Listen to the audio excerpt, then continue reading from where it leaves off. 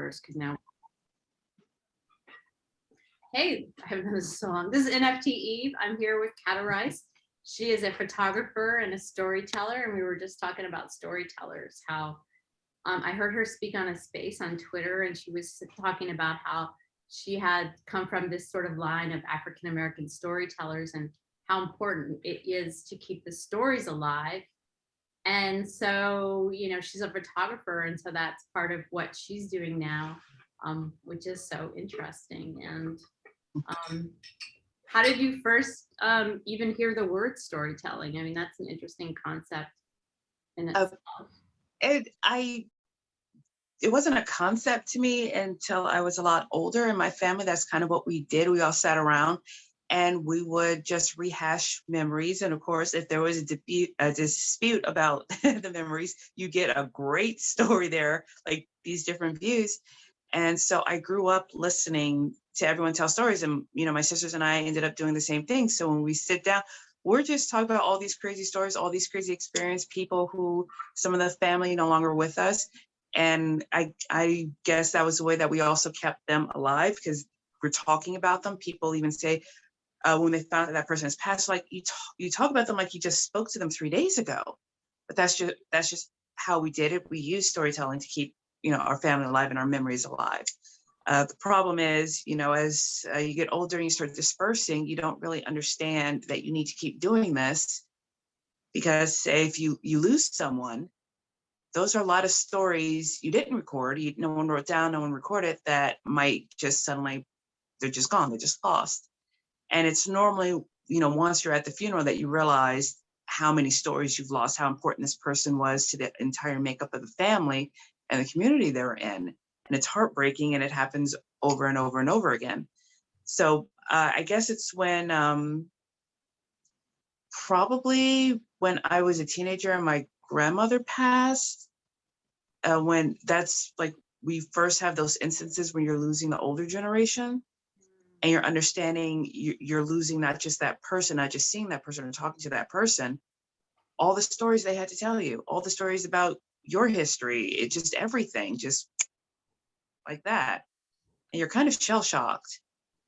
But I think that's when storytelling, or, you know, story keepers or story catchers, you know, however you want to term it, became an actual concept to me when, you know, you start losing that older generation and you hear your aunts and uncles going, why didn't they keep a journal? Why didn't we keep a journal? And you're like, oh, this is very important. You know, I have to try and remember. So that's when it became a concept. I love my grandmother. I have my grandmother's picture on my wall. I'm kind of obsessed with my grandmother. She was my only really nice relative. The rest of them were kind of not dogs. But sometimes that happens. Yeah, I come from a horrible family. But my grandmother was so amazing, and her family, you know, was really cool. So I'm always trying to kind of keep her alive. But unfortunately, I didn't even know. We didn't tell any stories. And I was always told that my grandmother was a horrible person or whatever. Because we were from the South. I'm like, oh, you know, she was a Methodist. Like my parents were total atheists, so they hate Methodists. So like it was only after she was gone that I was like, oh my God, I wish I had asked her everything. And so I think it's why people want to do like DNA, ancestry, and I just want to make one quick point, because I watch a lot of history channels, especially ancient history, and I'm very involved too in a lot of Native American, which is part of my heritage. But they call it like ancestor worship. It is not ancestor worship, but it's keeping the memories alive, and that you're not worshiping the dead. It's that they're still present with us. You know, we're still, you know, engaging with them, and it could be through. Yeah, that's a concept that unfortunately is being lost. They take it as ancestor worship. It's not ancestor worship to keep the memories of your ancestors alive. You go into most houses, you see that table normally by the front door, and it has pictures of all the family, especially those who have passed. You know, that's a holdover. You had that because, you know, your ancestors are a part of you. You are the current manifestation of all of your ancestors. And so that was just done. Some people will use that as altar spaces, not for worship, but to remember their ancestors and to respect them. There's so many different cultures around that, but more and more that's being pushed away. You go into houses, you don't really see that. I'm Southern. I'm from the South, so you see that in every house. You go into, it doesn't matter the ethnicity, you see that end table with all the photographs everywhere, because everyone understood it was important to remember. But that's kind of changing a little bit, unfortunately. And it is part of the disconnection. I mean, our society, it's like we're so disconnected, and especially like older people, like we're really worshiping the like young celebrities or whatever. Not we, but many people. Yes. Over The cult of celebrity. And it's like, yeah, that's great. I mean, it's cool, but also like, what about all these people like Aunt Jenny or whoever? And I want to hear like one of the stories that you were talking about, your family getting together, disputing stories. Like I have actually crazy stories. Like I have crazy relatives. They were real Southern, and they had like, I had like two sides, like the real prim and proper Victorian side. That's my grandmother's side. And then I had like the country people side. So I had like relatives whose mixed names were like Stinkpot, I think everyone has that, the different sides of the family. And you see that a lot, especially in the South. Like for my father's side, his mother's side, I've affectionately referred to as the gentry, because they were affluent and they really were the gentry. And then his father's side, who made their money and got their land bootlegging and having juke joints. My great grandmother got a large parcel of land for her children. She ran juke joints, and they're still back there out in the woods somewhere. So they're even still there. Father's side, the juke joints are still there. The juke joints, no. Some of the stills are, though. I'm pretty sure that they're not using them. Where we might be related, because my last name is Hennessy, and they're like, "Are you related to cognac?" I was like, in the 1600s, one of the brothers went to France and the other one went to North Carolina. Hey, you never know. You never know, especially in the South. You never know. The moonshine arm of the family, Yeah. One of the things I am really itching to do is get with my eldest surviving cousin from my father's side, Ruby Jean, and ask her if we can record the family recipes, if nothing else, to have that history too. But I'm one of the younger cousins, actually. So we weren't allowed to hang out with the older cousins because they were all out cutting up. So I would like to go and just record those stories too. Oh, I would love to hear that. Yeah, and video, photographs, like. Oh, so would I. Photographs. I was just going to tell you, so I live in Washington, D.C., there was an amazing exhibit, and it was like, there was one artist that did like juke joints. Have you ever seen that artist? And he would do like installations.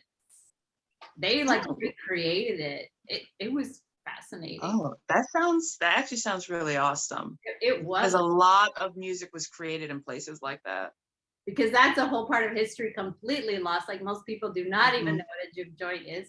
For those 99% of you who don't know what that is, it's how would you describe it? I would, a juke joint was probably closest related to a speakeasy, only probably not in the city, further out in the sticks or in the woods. People would travel out there in the deep woods, since it was harder for law enforcement to get back there. You had the liquor, most of it illegal, most of it moonshine, music playing, everyone just cutting up and having a great time. It was also a way to help support the community because that brought money into the communities. Also, when people from other areas who were privileged to hear about it would come in and start spending money that way too. So I guess kind of an equivalent to a speakeasy is the best way to put it. Was it more African American, or did they mix, or did you have like, how did that work?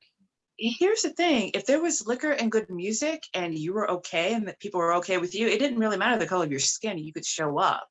Yeah, that's like the jazz age, there were a lot of places that a lot of people were like, oh my God, the Negroes are over there. You can't go over there.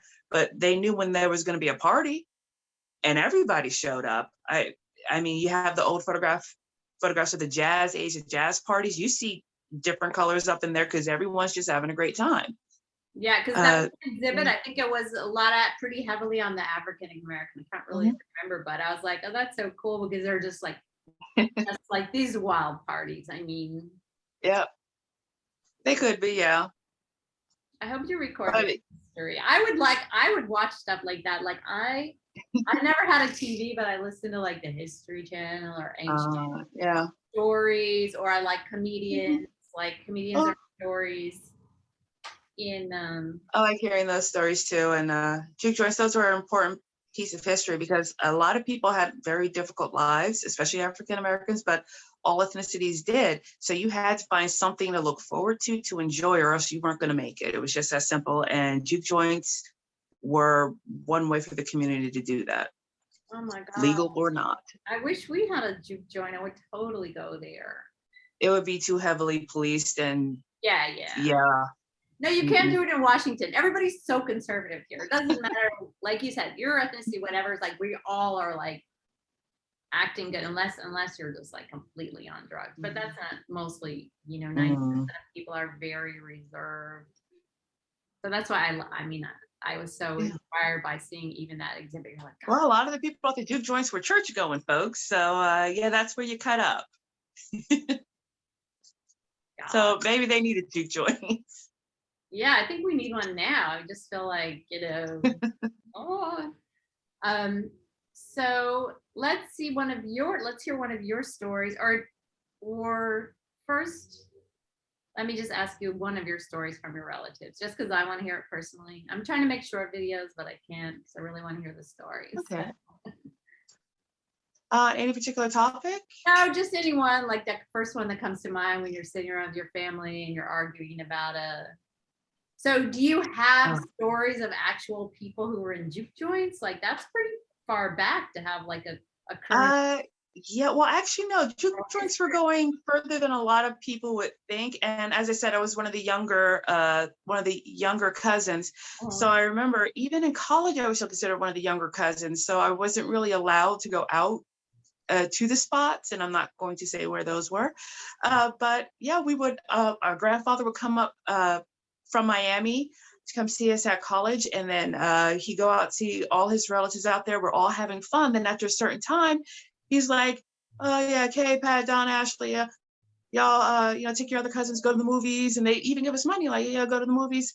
And we couldn't understand why they kept pushing us off. And then finally, one day, my sister looked at him and said, you're just trying to get rid of us so you could cut up. And he goes, like, yes, now go. And so the older cousins, and who are at least like 15, 20 years older than I am, and the other adults, because I guess they were grown enough, they were out there cutting up. And of course, you had the family road trips where after we visited those relatives, there's this whole thing of mason jars with what looks like water in all of the jars. And it's funny because my father would put these jars in the freezer and they never froze. So growing up, seeing that, and understand we weren't old enough to hang out with the really cool folks, the older people. Unfortunately, a lot of those people are now have now gone home, had their home going. They've passed, including my grandfather. So I didn't get to hear those stories. Another reason I want to go talk to my cousins and see what they're willing to tell me. But you have some of the traditions that get lost that way too. But you also are in anticipation of being grown enough to go hang out with the adults and really hear the stories, get into the nitty gritty of it. Yeah. So yeah.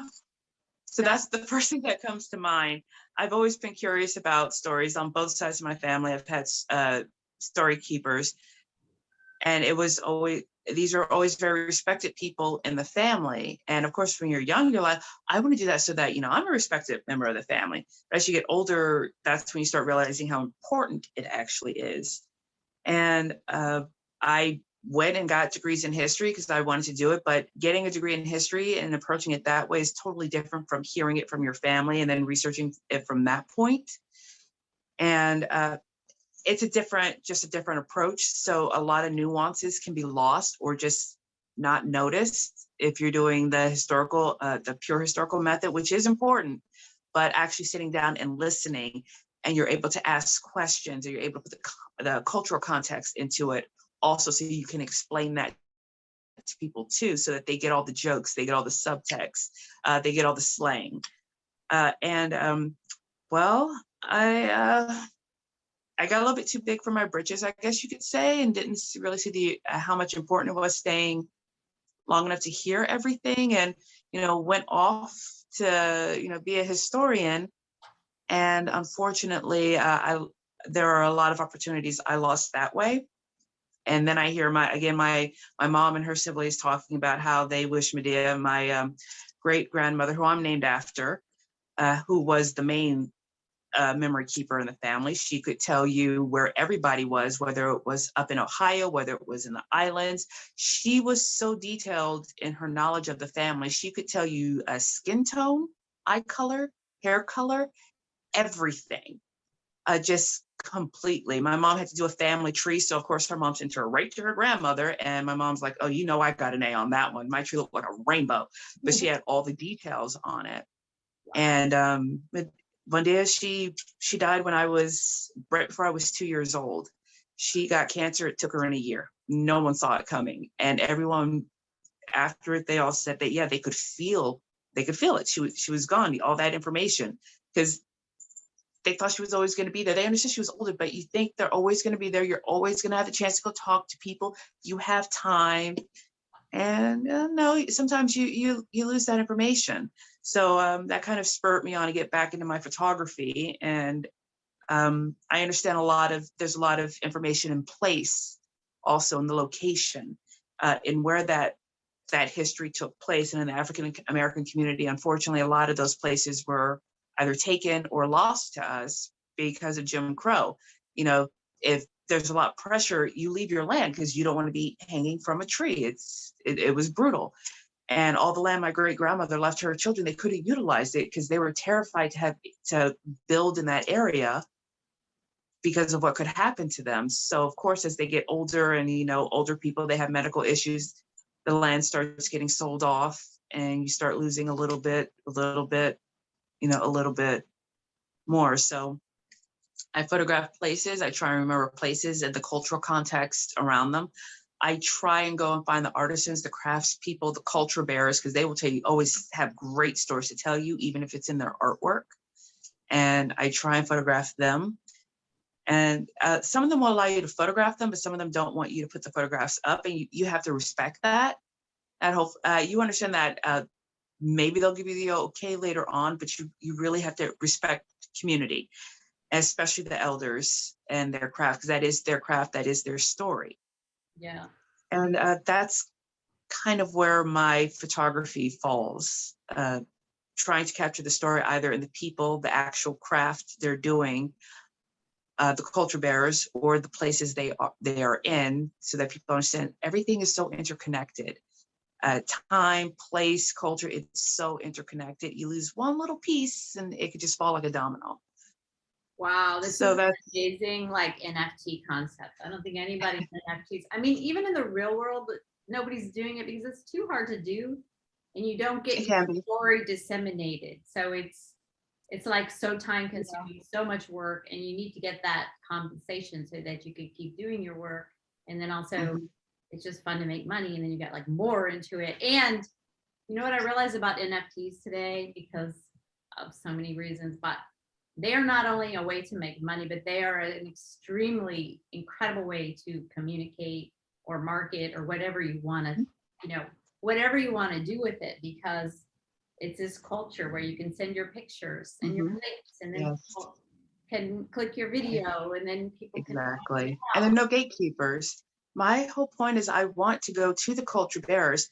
One of the first things I did when I started learning about NFTs is I started calling people I knew in New Orleans, and I said, listen, this Mardi Gras, it's probably going to be open season. You guys need to protect yourself and your image, because a lot of the Black masking cultures, a lot of times their photographs are taken and used to put on products without their permission all over the world, or their suits, those intricate things that they design are taken and people wear them in different areas. It's like, that's copywritten. You can't do that, but there's really no recourse. And so one of the things I started doing is I started calling them and talking about them. I called my former park ranger friends. I called a few Black masking Indians. I just started telling them. Masking? I don't even know what that is, actually. Normally people say Mardi Gras Indians, but most, not all, but most prefer Black masking Indians because the Black masking traditions are a little bit different. Even though a lot of carnivals did start out of a lot of African traditions, they were actually forbidden to mask, to put masks over their face, which is part of it because you're supposed to go out and have fun and be crazy and be somebody else. If you were a person of color, you were not allowed to do that. So they would normally paint their face or make very elaborate costumes to kind of change their appearance and to mask. So the Black masking cultures, you have the Black masking Indians, and there are different tribes, and they trace their lineages back to actual tribes from that area, as well as American Indians African. and African Americans. Yeah. There are also the baby dolls, and there are a lot of stories as to the origin of baby dolls, but some say that they were originally Black sex workers from the 20s and 30s. That's one of the stories. That's probably the main stories, and they were kind of looked down upon, but they would go out and they would make these elaborate, beautiful baby doll costumes, and they go out and dance, and they always stole the show. Yeah. So they're different tribes. You have the Skull and Bone Gang. Their whole thing is to remind you, you better live a good life now because you don't know where you next. That's their main thing. You next, you can die just like that. You better live a good life now. Yeah, you better do the best you possibly can. And so you have all these cultures, and you have all these people who want to participate in the culture, and you have all these people come and take pictures of this culture, but they don't give anything back to that culture. So with NFTs, I wanted to go and tell my friends who are in these cultures, you have an opportunity to really make your story known from your perspective, to reclaim your culture, so that, you know, anyone can't just come and do this, because it unfortunately happens a lot. And I wanted to be able to go and photograph the culture bearers, but I knew very early on I would probably do it in a way where they would also get some type of portion of the royalties from any NFT I did of them, because Yeah, no, that's the only thing that would really make sense. I mean, that's the only thing that would make sense to me. I would feel that bad too. Like, you know, I mean, if people are out, yeah, like, yeah. There's this one, I did an interview with this guy, Fandify. Like, it's so easy to have a big project and like put different wallets everywhere. And still most people don't know how to make a wallet, and they're so afraid of it and intimidated. But, you know, within the next year or two, or you can help each person, like, even if they don't, maybe they're really old, they don't know anything about wallets, you can even like make them a wallet and send it to them. And so when the NFT sells, it's automatically going into whatever wallets, whatever percentage you want. Like, that's brilliant. That would make things a lot easier, because if you look in the history of Black artists, especially in the music industry, when they start going quote unquote mainstream, a lot of them ended up losing royalties or losing money or losing opportunities. And you see that within every artistic culture. We have middle people coming in. With NFTs, there's no middle person. You put it right in the contract. It just goes right out. I know. That's like, okay, so this keeps everybody on. Earlier about how what it's like to be an artist. Like, I'm a real world artist, you know, and I was like, yeah, it totally sucks. Like, I'm now finally making money, but it was like a few decades of like, you know, and I'm lucky, you know what I'm saying? Not just like most artists ever, but because we're not taught that. The reason we're not taught is that, oh yes, we're supposed to not care about money because we're so lofty. And I feel like it's like a lie of the devil, you know, like, oh, artists and spiritual people, we don't need money. We just do everything out of love. And then we can't do anything, but really we really have so much power. And now with crypto, it's like, it is twisted. It's like everyone except the artist is supposed to make money. How does that work? And then within a few, suddenly we're greedy. Yeah, that's why we're asking higher prices. It's like, I got greedy like about 4-5 years ago, and I started complaining to our world. I was like, this is bullshit. I'm not gonna work my ass off and like to make someone else rich off your work. No. So I'm like, we gotta learn how to make money with it. But none of my other artist friends are like, oh, good grants. I'm like, no, not grants. I mean real money, you know. Yes. And that's why I love crypto. I love NFT metaverse, because the money is one of the layers of what we're doing here, and it's Yes. accepted, and it's like you're out and proud, you know, like I'm out and proud. I want money. I love money. Exactly. You should be able to support Yeah. yourself off of the Yeah. artwork and the craft that you're doing. For anyone to tell you otherwise should make you very suspect of that person. And NFTs have really been pushing that to the forefront. It's like, no, if this is an artist and they are creating this work, they should be able to gain some type of financial advantage from that. It just simply makes sense. Yeah, the Which most is great financial because advantage. they don't really teach people that when you're trying to get into the art field. It's all about the name brand, I guess you could say, the name importance. They don't say, no. Other than building up your reputation, you should be able to support yourself also.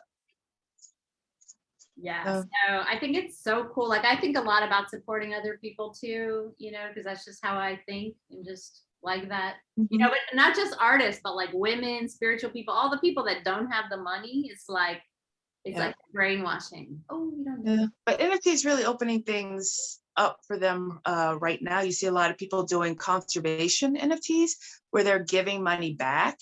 And I was thinking of doing that also, but that actually can be very complicated in some circumstances because a lot of places, especially if they're federal lands, they don't have crypto wallets. So you've got to be the middle person, and it will get a little odd depending on which group you're doing that with. But that is something I'm looking to do in the future. However, right now, yes, you have enough right, cut out for you being the NFT storyteller historian, and I see it. well, yeah. Videos, you can do photos, you can do recorded stories, you can do written. And the thing is, an NFT, you can draw it all together. And I just have to do a little shout out to Bandify. You can, is that they have a way to keep your, it's like a crowdfunding, but it's a way to also keep your community together. Like it's pretty interesting. Go back and watch that video because, and it's a really good way to raise money, but also to keep in touch. And then they will keep getting their royalties. I like that link just to research it. I'm appreciating that a lot of things are community based. And that's a little bit different for me because a lot of artists are kind of trained, don't trust each other, or you're all competing for the same buyers, which is very disturbing. So I've had to get used to going into communities and speaking into the communities and just saying, no, let's just put it all out there. Let's just talk. If someone makes a sale, yeah, that's great for all of us because that's advertisement for all of us. And it's a complete different shift from what, I'd grown up hearing, which is interesting, which is one of the reasons why I kept stepping away from photography, even though I always came back. So right now I'm with, I'm leaning heavy on landscapes right now because I travel so much. And it's interesting in the more traditional spaces, some of the landscape, some of those spaces, it was really backbiting just getting near them, let alone trying to get in. Oh, whereas, I hate the art world, man. Whereas with NFTs, everyone's like, "Hey, come on in. Let's have a party. Let's have fun. Drink and be cool." I hate being cool. It's like, let's host a space. Everybody get a beer. Yeah. Everybody's just really cool about that, which I'm really happy for. Yeah. But right now, we're still literally at the very, very beginning. So the massive collectors, the people who I guess you could say the norm isn't quite here yet. We're literally still right at the door, right on the other side of the door, looking at how we're going to decorate this. Yeah, I think I was the first performance artist in the metaverse. No, it's not intimidating. It's like you just move forward as fast as you can. That's what I'm doing.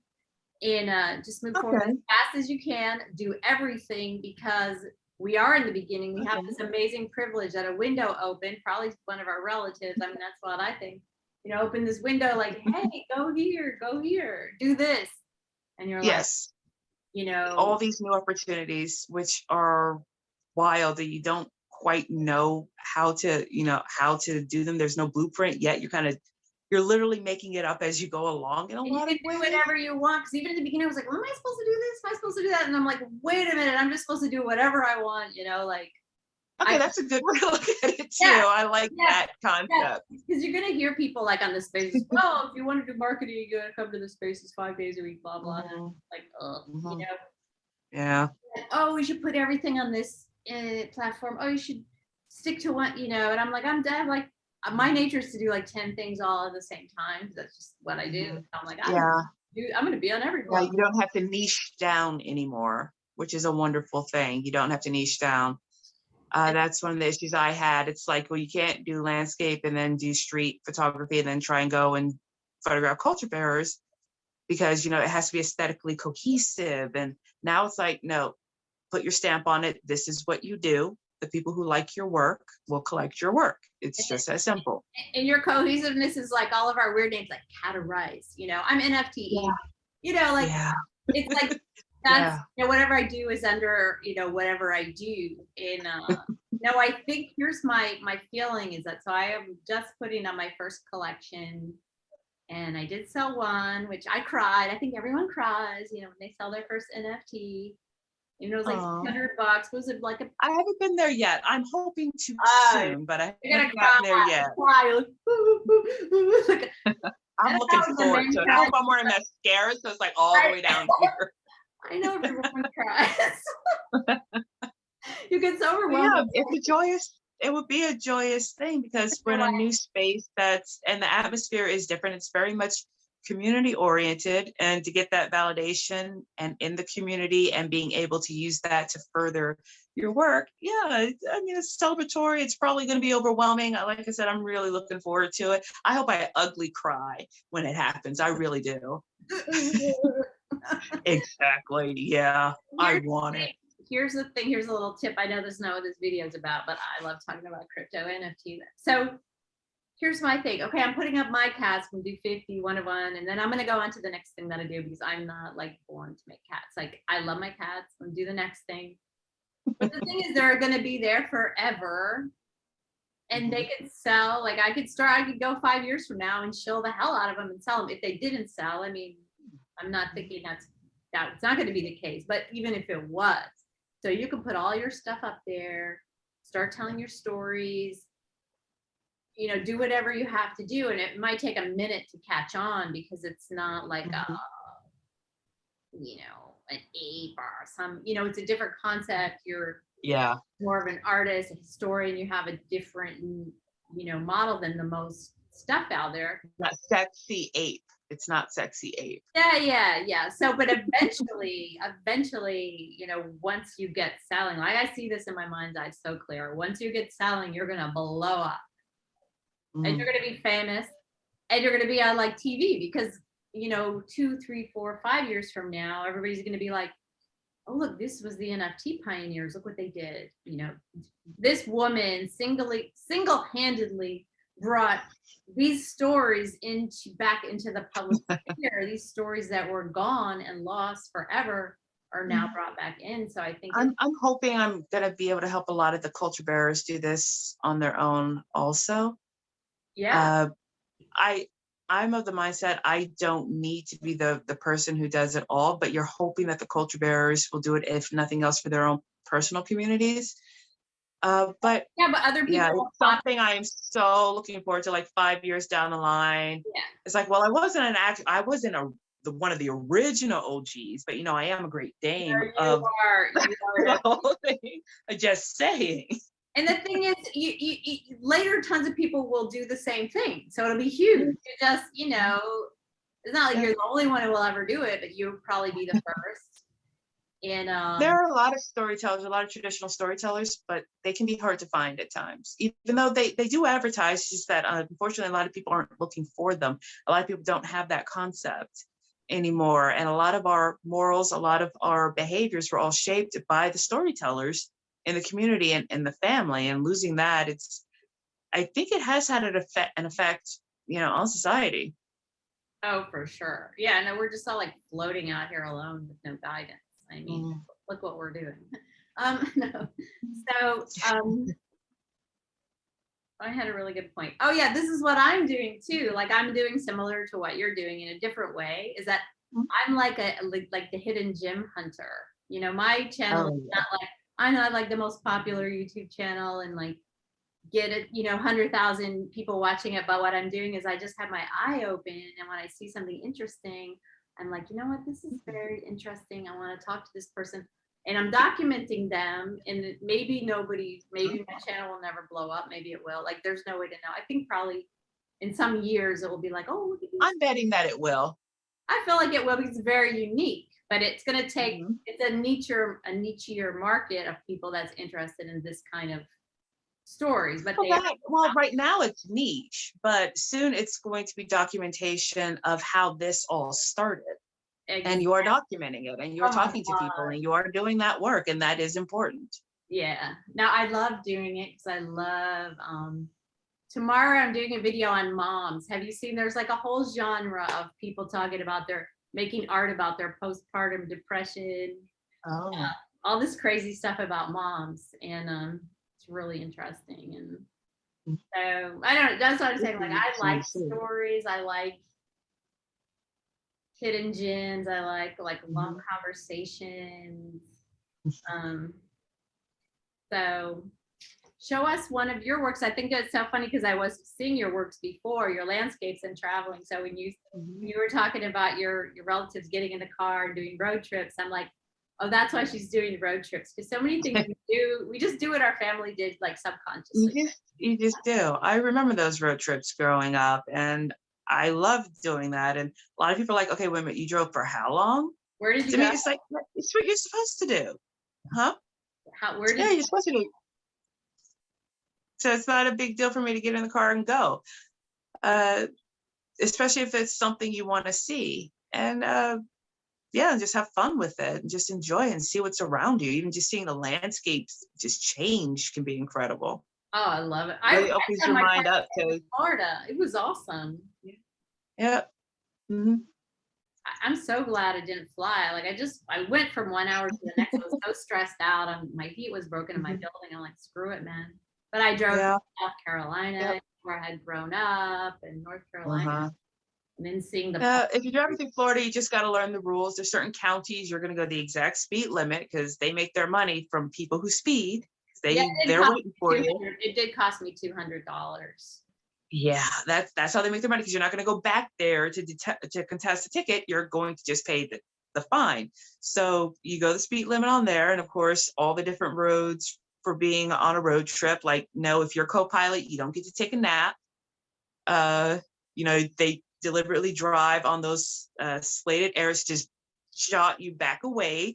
Determine who gets to hold the radio. I mean, who gets to decide what plays on the radio. But just getting a road trip together could be part of the fun, depending on whom you're going with and where you're going. But I do a lot of road trips, and yeah, they can be fun and they can be wonderful, especially if you just see a sign for a historic site and you're like, oh, really? Or, oh my gosh, that's there. And you just, pull over. Oh So God, they could be wonderful. I got to interrupt this. Yes, I was going to the beach. It was like in the worst part of lockdown. Driving to the beach, Ocean City, because at least it's outside, and you see this thing like Underground Railroad. Anyway, if you have to take a road trip, everybody does. It's one of the most fascinating things. There's like this huge Underground Railroad historic area, and they have like 20 different sites.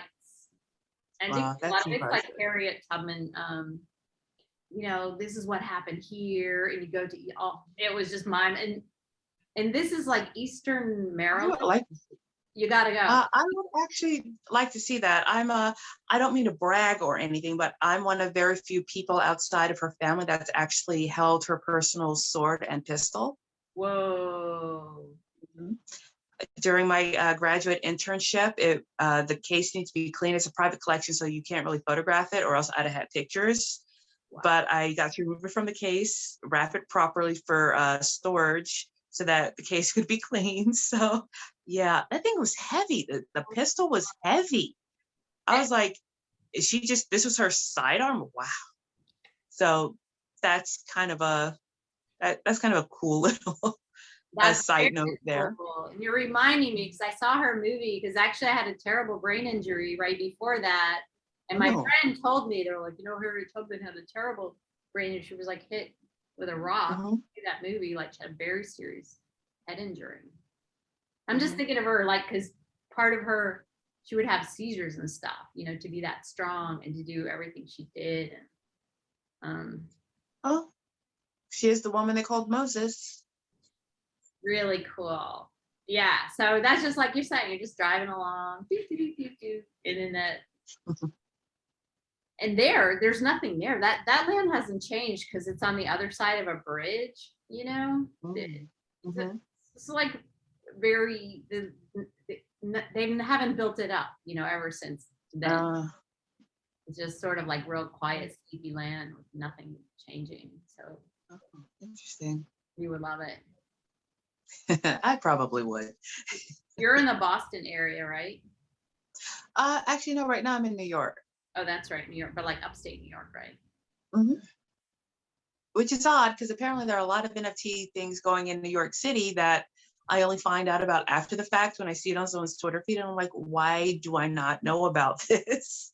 So I'm like, okay, obviously I don't have the right hashtags set up on my Twitter, but I'm going to work on that. How far do you live from New York City? About an hour and a half-ish Oh, that's drive away, I pretty. think around. I haven't been to the city yet, and I know I have to go to the city while I'm in New York because otherwise that I would just be foolish. But it's definitely something I want to do also. Just find if there are any NFT artists in there. Everyone's like, oh yeah, everybody's in New York City. I'm like, oh, okay. Should be interesting. Yeah, there's a lot. They're always doing something there. Mm-hmm. Yeah. Gosh. No, road trip is so fun. I was gonna drive to Yeah. Wyoming. Did you drive out to Montana? Really? Yeah, just because. I mean, You've driven a lot. I do it by myself. I just sleep in my car, Mhm. like cover close on my window shades.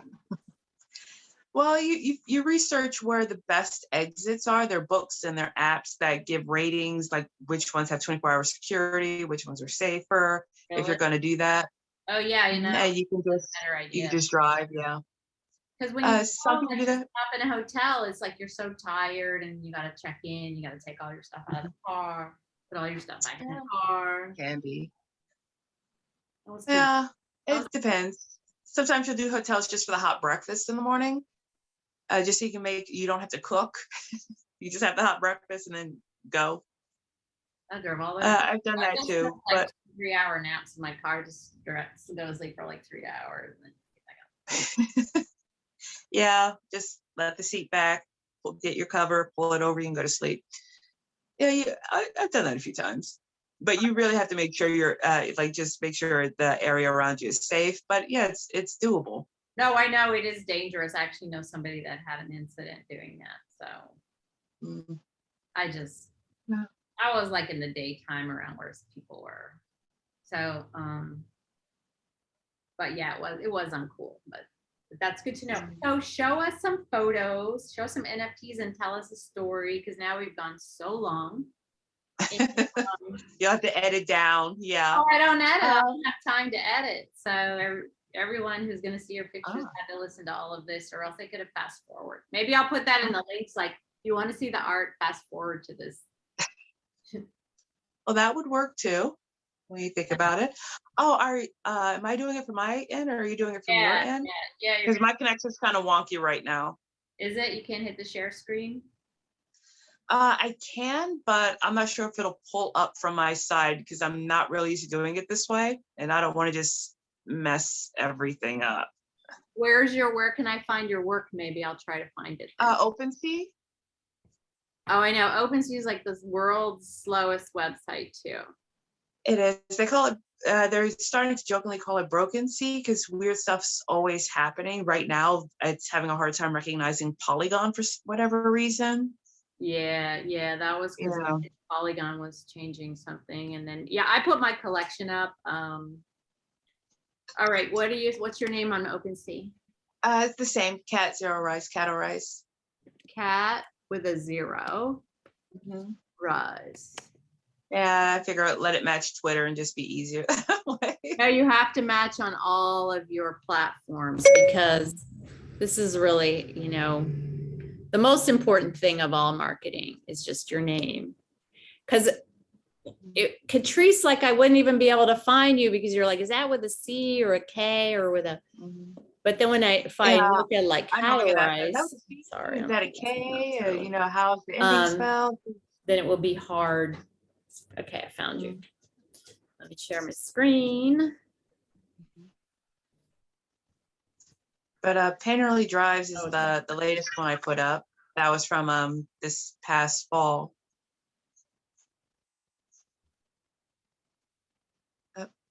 oh yeah.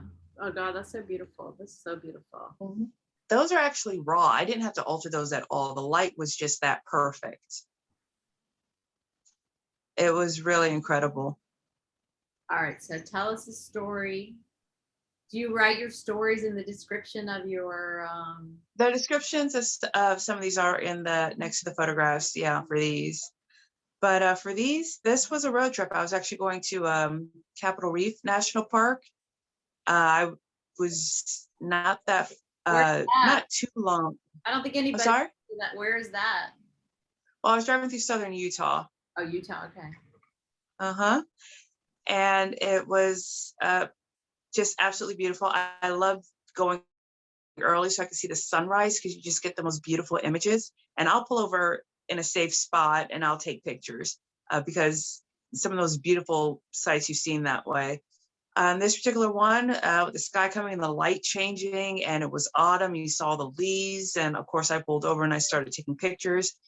And it was so funny because, of course, the ultimate road trip theme song, "Life is a Highway" starts blaring. You turn the music up, roll your windows down, get out, and just start dancing around with your camera, just having a great time because everyone's got their road trip playlist. And you just keep seeing these beautiful images. So you have to set up everything, and it's like, oh, I have to get the perfect shot. I should have just enjoyed it more because it was just all perfect. But, I had to, frame, make sure everything was okay, make sure I got it right. Just wanted this angle, wanted to see it from this side, wanted to see it from that side. And it was gorgeous. And I was so happy. And, you really get giddy seeing beautiful spots like that, especially in the morning light. And then you have that straight thought that comes in and kicks you in the teeth. That particular last summer, that particular area has had a lot of drought for the past few years, actually. And there had already been, I think, 2 wildfires that particular summer already when I was taking this trip.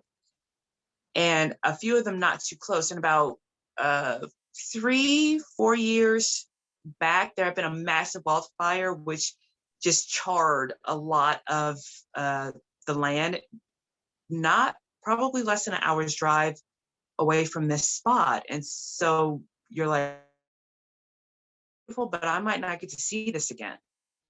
So that can really kind of put a rain cloud over you. But it's like, well, I'm going to enjoy this right now. I'm going to dance around like an idiot. I don't care if anyone sees me. I'm going to take photographs and I'm just going to love this. I might be documenting this because this could easily be wiped out in a wildfire, but these images are going to be documented. And so that's the story behind these photographs. Yeah, the clarity of the light, it's just so beautiful. It was spectacular. Those trees, they look like they're dancing. They're like watching you dance. They've probably seen it all before because it's such a beautiful area. No, I don't think I was the first. They like it, I can tell. All right, let's tell one more story. Then we're going to send everyone to your page. Oh my God, that is so beautiful. Wow, beautiful, beautiful, beautiful. Really nice. Okay.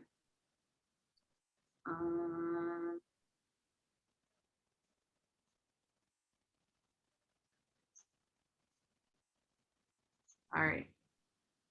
I really like this one because I'm kind of a rock fanatic and I like rock formations. And I always think it's interesting when you find big rocks on the side of the road. Like a lot of times they're from ancient monuments, especially when they're spaced evenly and they're big. People think, oh yeah, people are just moving rocks around, but you're like, I don't know.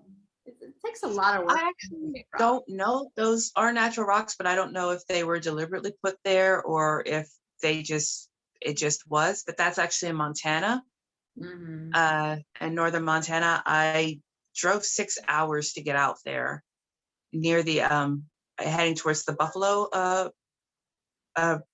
refuge up there. Mm-hmm. And with Montana, that's an area where sky is going to be most of your photograph. It's just so beautiful. And you just get these stark colors. And this was also a morning shot. And I haven't had to do it. And I didn't have to really go in and do anything. It's just, oh my God. You go out there, you're like, this is spectacular. I was literally chasing the sun coming up, and I just went back and forth, chasing the light. And this is one of the photographs I caught when the light just shifted. In this case, it actually shifted faster than I thought it was. You could see it moving. And it was just gorgeous. That is beautiful. I love that. No, I'm a fanatic of ancient history, and there are monuments, stone monuments, land monuments, pyramid, every kind of earthwork imaginable all throughout the United States. Like our land has been inhabited for many, many, many thousands of years. And so many, I noticed this stuff. That's why I kind of caught on that one. All right, let's do one of this. Tell a little story about this, and then we're gonna wrap it up.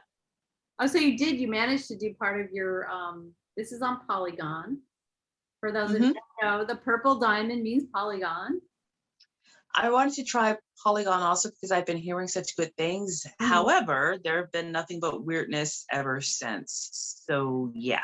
I think it's good to have like both. Like I'm gonna do part of my collection in Polygon. I just haven't done it yet. But you got to do ETH because that's where most of the money is at this point. But it's good to have. That's what I've been hearing. I would buy something on Polygon because I don't want to pay the fees. I'm not a big whale collector, but the big whale collectors are on ETH. Yeah, that's what I'm hearing. Yeah. What's this? Oh, you can buy a credit card now? Sorry, I'm very excited. You can buy with card? Yeah, they're doing a lot of interesting things now. I just hope it works. I haven't. That's the thing. I hope it works. I've seen that. Buy with card. Oh my God! You start. Yeah, I hope when you hit it, it doesn't just shut down your entire computer. That's what I'm afraid of. But that particular one, I was in Missoula, which is an incredible city. I believe they have the second longest pub crawl in the United States. Oh, really? And yes, most people have not been able to finish it, though many have tried. Oh, that's that wasn't last summer. I think that was the summer before when I was in Montana.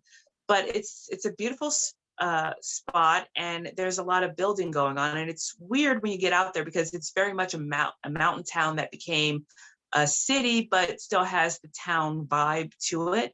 And Montana was going through a lot of interesting changes at the time. And then, of course, a lot of people said, oh, Montana's COVID free. So you had a ton of people flood into Montana, which is also a changing thing. So it's getting a little complicated. But they took the initiative. Yeah. They took the initiative and said, well, we're going to start building over down there. So it was really weird. I went walking, and it's certain days. It's so weird because you see this beautiful, really artsy feeling kind of city. And not a lot of people there, even though it is a college town also, but you see a lot of people there, but you see all the scaffolding up around these just old, some of them frontier era buildings, and they're redoing them, they're fixing them while they still have the time. So you feel like you're alone. And I remember that weekend, I'm like, nobody's out here. It feels just so sad. You know, there should be people out here enjoying this, but I understand why they're not.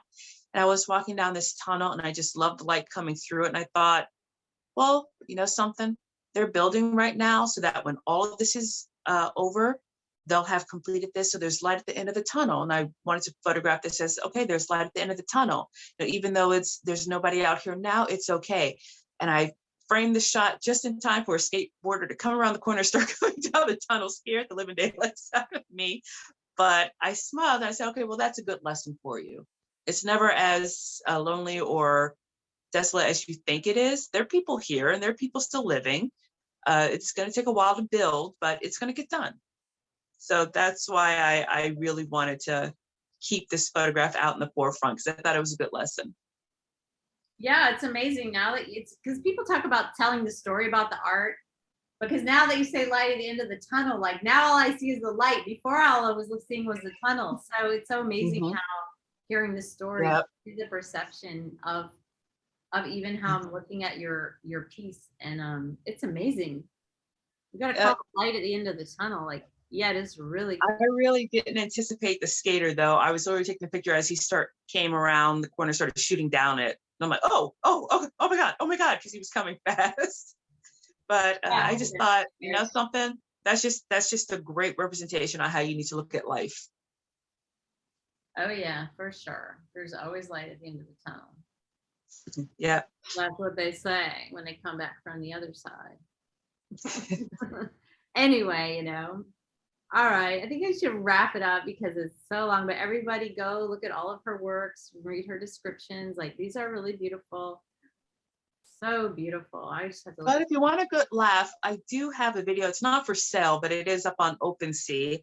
It's why I was late for work. Okay. Because it was an elk jam. And basically, I learned how smart elk can, in fact, be, because they learned if they walk 2 by 2 in the way of traffic to the side, they're safer. So I was literally standing there going, are these elk really walking side by side in formation down the right side of the road? Wow. So yeah, you see a lot of interesting things while you're driving. I know. I love a road tripping. I can't. Yeah. I'll go to That's actually Yellowstone. That photograph there is actually in Yellowstone.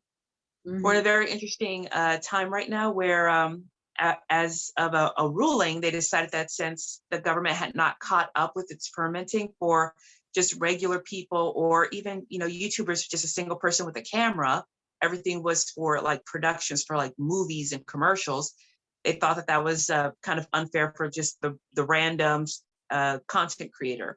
So right now, as of now, 2022, as of now, they're having to redo all of the permissions. So if it's just a single person with a camera, then you are not necessarily, it's not necessary for you to get a permit if you're going into public spaces, and you will not be trying to block access. So now is a very good time to do a lot of national park photography. You know, just, you know, don't be they had reckless. Their stuff copywritten. Huh? I didn't realize that there was any issue with publishing photos from national parks. Well, if you're going to take pictures in the national park, you're supposed to be permitted, get a permit, sorry, because it is the national park. And a lot of that is kind of understood if you're using it for quote unquote commercial purposes. But of course, you have a lot of artists who've gone out and just taken it for art's sake. But if you're going to take a lot of equipment, normally you had to have a permit if you're bringing in a lot of equipment. And a lot of people say, well, if it's a YouTuber and they just have a camera and they're not using a drone, which is forbidden in national parks, they're just with a camera, or why should they be penalized? Why they need to get a permit? So right now, while they're redoing the permit structure, right now you don't technically need a permit if it's just you and a camera. If it's a crew, a production crew or something like that, or heavily commercialized, then yes, you would need a permit. Other than that, yeah, you can use them. Oh, that's good to know. They're gonna have to, you know, chase you down and sue you. That would take quite a lot of work for them. Anyway. All right. Well, I've so enjoyed talking to you. I look forward to all of your projects in the future. I want you to come back next year, in a year. And I want to see like that would be fun. All the stuff you were talking about. Like, I really, yes, I think it's really a great project. And since you have like your degree in history, it's like easier to open your doors. Like, I have my degree in history. A little bit. I'm legit. Well, I don't know if you know, every day, you know, our legitness matters less, but it's still good to get people to, you know, take you more seriously. you know, I find that That's every once in something a while we're probably going to have to push a little bit more, because I keep hearing so many people saying, okay, that's just a digital photograph. Okay, I'm going to right click. Okay, now I own it. Or people just, they really seem to like hating on NFTs. And it's like, this is I don't literally just the understand first step. It's incredible what art is going to do across genres, yeah. across methods in the upcoming years using this. And the thing is, you can right click and put it up on your browser. Why don't you just print it up? And you're like, yes, go ahead. Print it up, put it on You your can wall. do Like, that with just about any image you see, really. You I could go know. and scan it from a book. You know, that's not the Yeah. point. But You then don't own it. yeah, but after a while, everybody's like, you know, you have to get your mind around the NFT. But once you get your Mhm. mind around it and your eyes open, you're like, oh my God, Yes. Yes. NFTs are, you know, NFTs are money. People don't realize you can take a picture of a horse. Mhm. And then, like, say somebody owes you money, they live in China, and they're like, well, I'll just buy your NFT. You know, you just take anything, not just like a picture like that takes 1 second, you know, not like a really Yeah. picture. So it's this Yeah, amazing. that is a possibility too. I've done There's I've there's already, endless possibility for artists with NFTs. NFTs are going to be used for so much beyond art, but for artists, there are just endless possibilities right now, and they're probably going to keep growing, and that's just wonderful. and the most cool thing is that there's this huge art renaissance, because like in the space, like every month the level of the art, the things that are going in are like better. Because I remember even in the beginning, you know, it was kind of rudimentary. And there's just so much creativity like being spawned, because now even myself, you know, because now there's all this motivation, you know, worldwide, and anybody, you know, in any Yep. corner of the world come into this market. Mhm. You know, they don't have to speak a word of English. They don't have to have an Yep. address or a bank account Yep. or a The name. translators coming into the spaces too, to translate for people who maybe English isn't their first language or they're having difficulties. So yeah, that is pretty wonderful that they're saying, okay, listen, if you want to be in this space, you can hop in this space. The community's open, just don't abuse it. A lot of people, it was prohibitive to get into the art scene. They didn't have the time or the money. And with NFTs, that's taking away a lot of the barriers. So right now it's like, okay, if you really want it and you're consistent and you're doing the work, put it out there. You know, join the communities. Yeah. So Yeah, it's a wonderful thing. you're reminding me, because I used to show in galleries, and they would have like all these shows. You're like, how come this person has an art show? They're not even a good artist at all. It's like, oh well, they're very wealthy, and their friends are wealthy, so their friends come and buy their paintings. Yes. Yes. You know, which is great if there was an art gallery on every corner, like there's an NFT Mhm. store on every corner. So yeah, let those people do that, and then I can do mine too. So it's best. Yep. All right. Well, But here, I want to see your new documentaries and your stories and your road trips. And thank you so much for coming. thank you.